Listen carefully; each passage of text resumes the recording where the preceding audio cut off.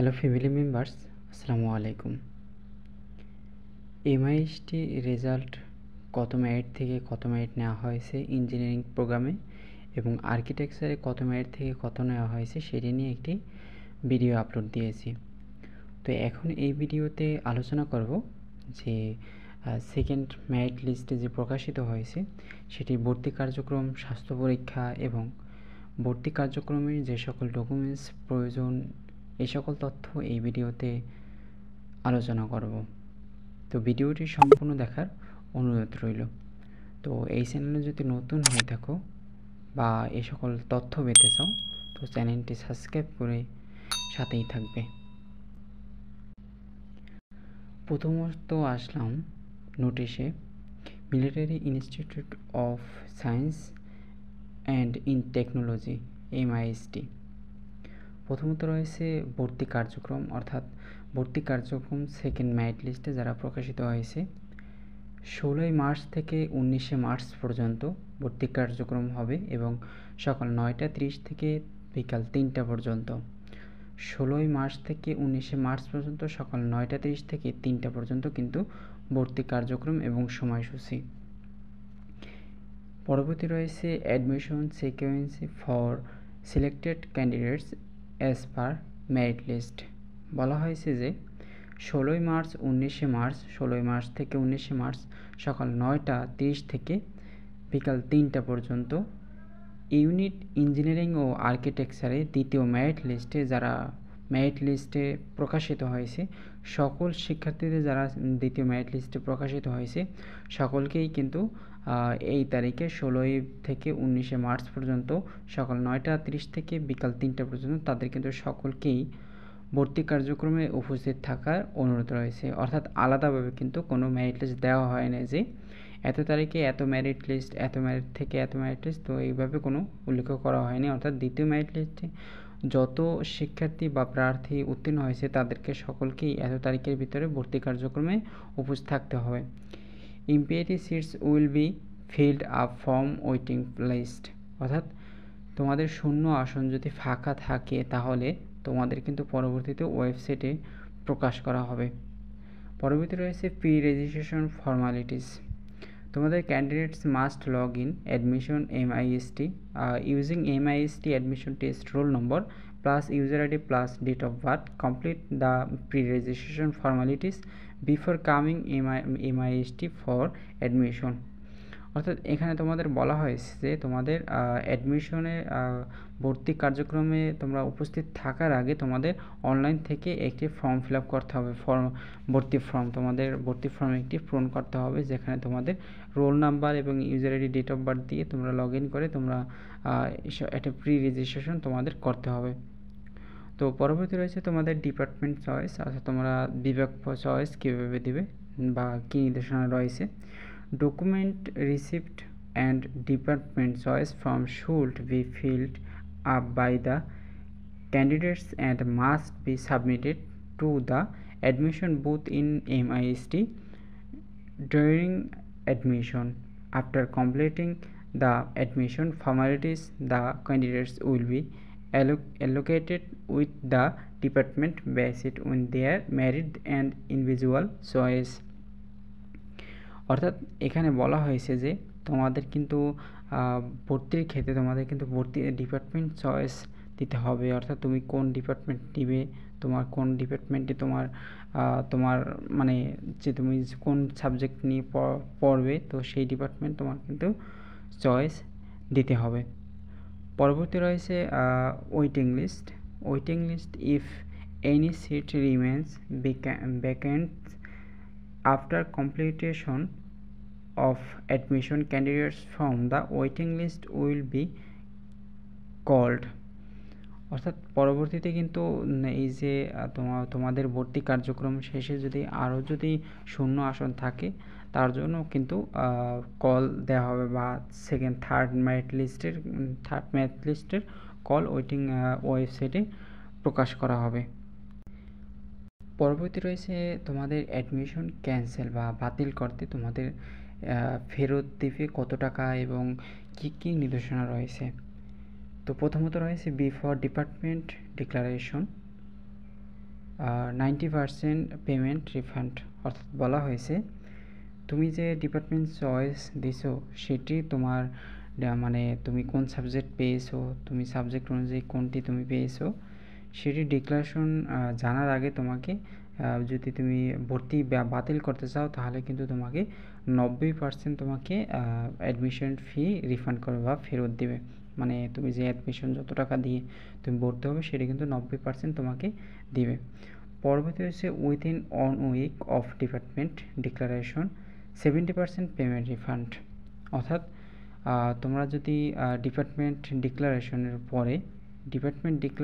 পরে বা ডিপার্টমেন্ট পার 1 সপ্তাহের ভিতরে যদি তুমি তোমার ভর্তি ক্যান্সেল করতে চাও তাহলে কিন্তু তোমার 70% রিফান্ড করবে।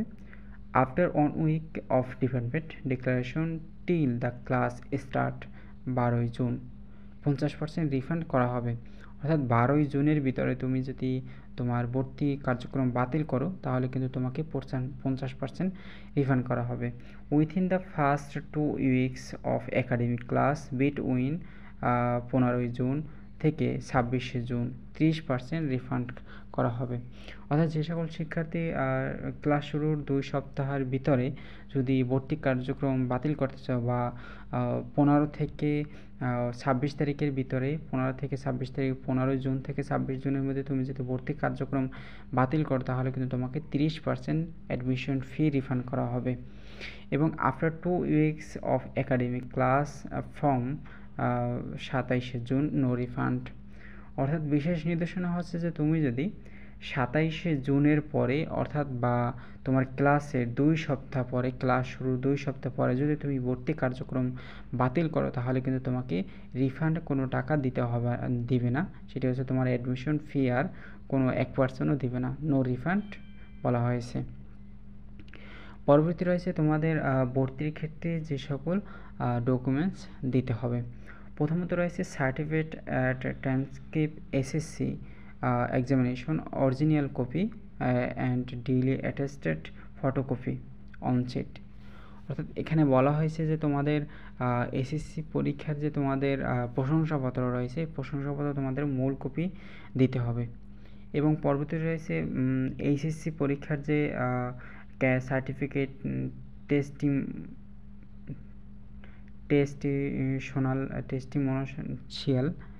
টেস্টিমোনিয়াল এইচএসসি অরিজিনাল কপি কিন্তু তোমাদের দিতে হবে। প্রশংসাপত্র যে দেওয়া হয়েছে তোমাদের এইচএসসিতে ন্যাশনাল আইডি কার্ড অথবা birth registration certificate daily attested photocopy on copy. অর্থাৎ তোমার যদি তোমার এনআইডি কার্ড থাকে বা তোমার যদি জন্মসনদের কার্ড থাকে তাহলে কিন্তু সেটির ফটোকপি দিতে হবে।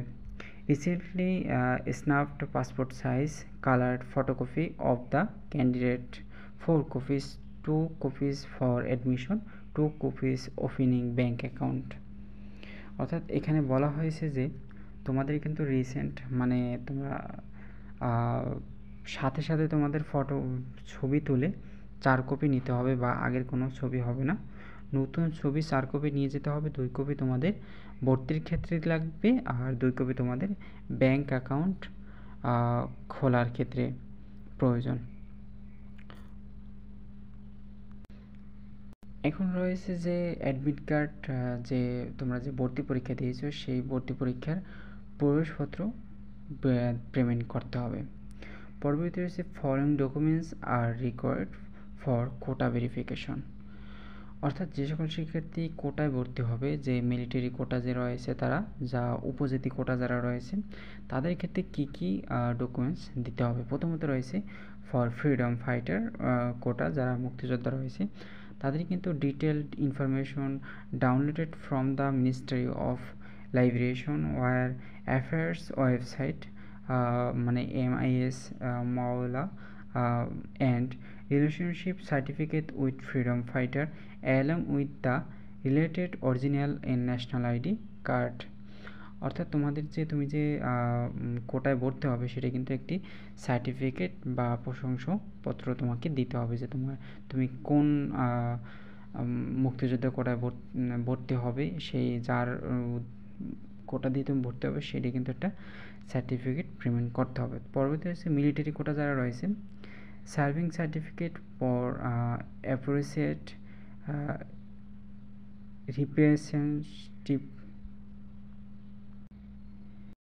রিপ্রেজেন্টেটিভস যারা রয়েছে। পরবর্তী রয়েছে অফিসার্সের মানে মিলিটারি কোটা যারা অফিসার ও কর্মকর্তা যারা রয়েছে তাদের কিন্তু সার্টিফিকেট দিতে হবে, মানে সে কী সার্টিফিকেট, সে কোন পদে জব করতেছে এবং সে নেভিল, এয়ার, মানে যা যে পদ রয়েছে সেটা কিন্তু একটা সার্টিফিকেট দিতে হবে। পরবর্তী রয়েছে সিএসও, এনএসএ, নেভি, আর্মি বা এয়ারফোর্স সার্টিফিকেট দিতে হবে। মানে মিলিটারি কোটা বলতে যারা আর্মি বা নেভি, এয়ার বা মানে যারা রয়েছে তাদের কিন্তু একটি সার্টিফিকেট পেমেন্ট করতে হবে।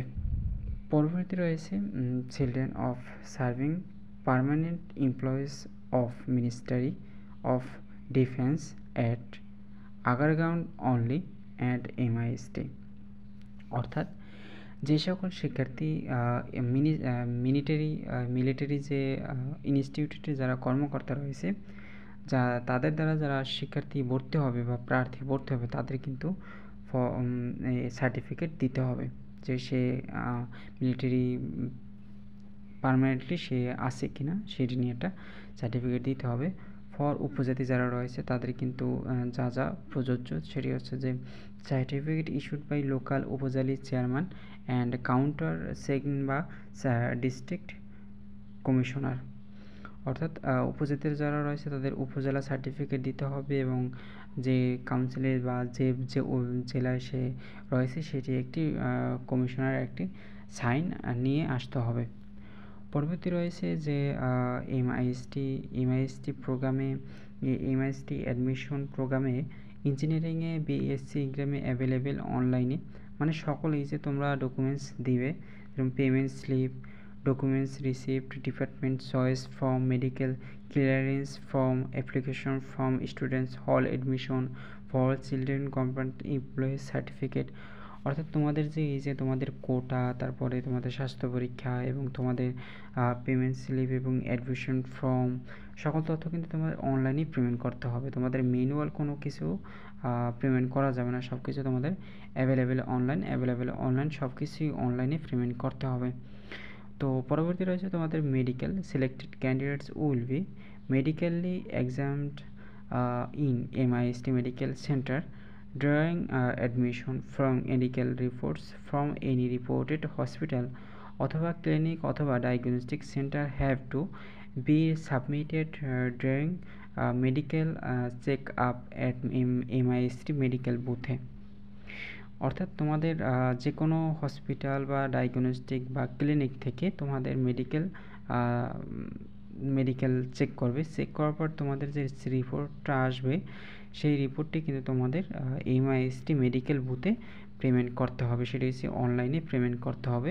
প্রথমত রয়েছে ব্লাড গ্রুপ তোমাদের টেস্ট করতে হবে, ইউরিন এর RE, তারপর রয়েছে HB, তারপর রয়েছে ডোপ টেস্ট, অর্থাৎ তোমাদের এই 4টি টেস্ট করে তোমাদের রিপোর্ট নিয়ে তোমাদের অনলাইনে পেমেন্ট করতে হবে। তো এই ছিল তোমাদের আপডেট। ভিডিওটি সম্পূর্ণ দেখার জন্য অসংখ্য ধন্যবাদ।